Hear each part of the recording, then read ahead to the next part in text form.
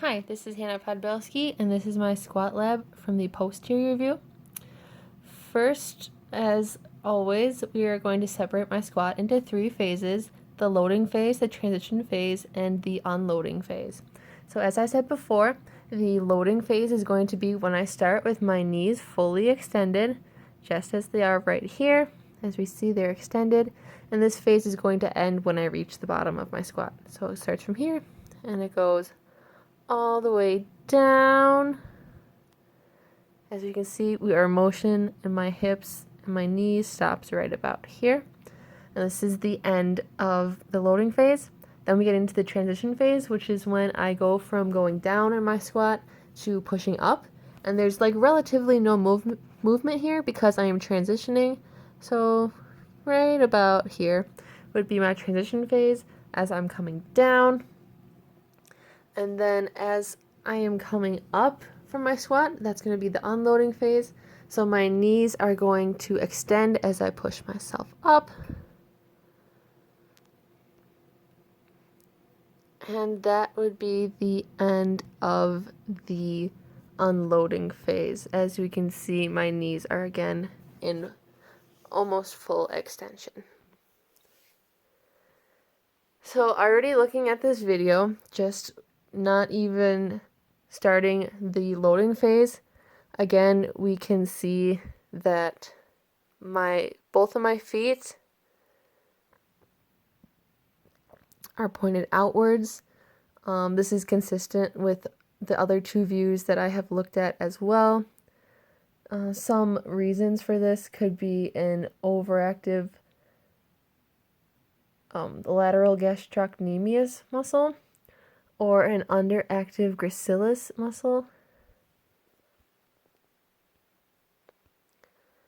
And then a huge, major thing that we see from the posterior view is that when I go down,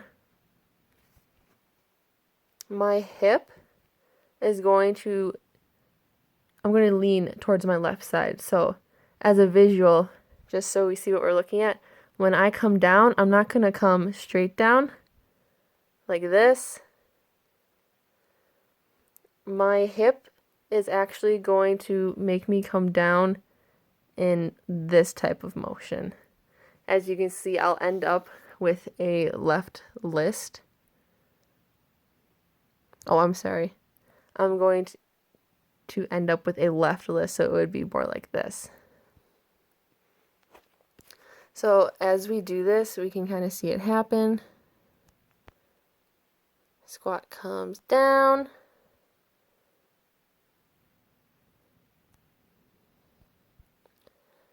And I am definitely favoring that left side.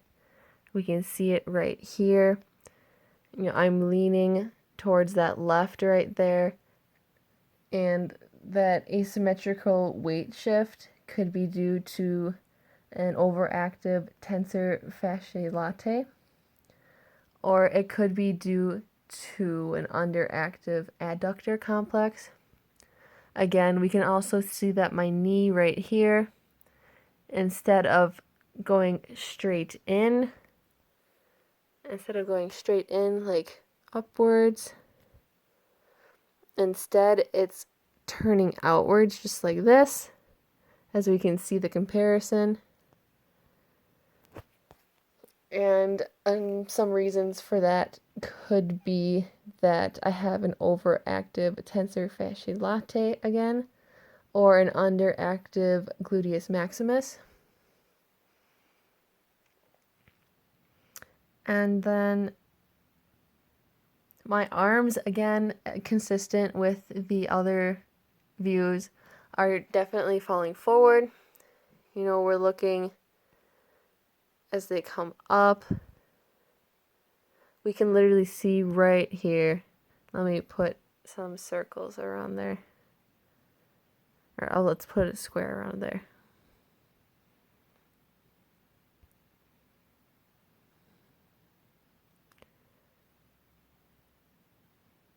So these arms, as I'm coming down, you can see them come forward right there as I'm going down. and they'll end up coming back as I get further up. You can literally see them come backwards right there.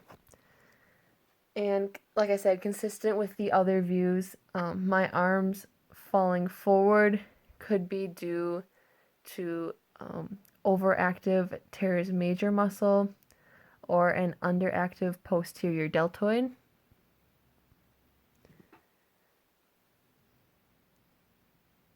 And at the end of this video, I was noticing, let me scooch forward a little bit.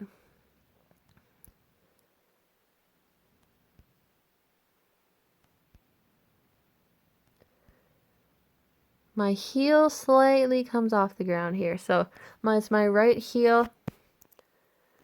I'll put a little circle around that so we can see what we're looking at. It's a square, but it's the same thing. As I come down, there's like a slight turn of my ankle and my heel kind of comes off the ground. I push back up. We can see that foot turn a little bit again, and there comes that heel off the ground. And that heel coming off the ground could be due to an overactive soleus muscle or an underactive anterior tibialis muscle. And this, just one more thing to point out, my arms going into flexion, again, my elbows, as showing that they are falling forward. And these are all the compensations that I have seen on my posterior squat.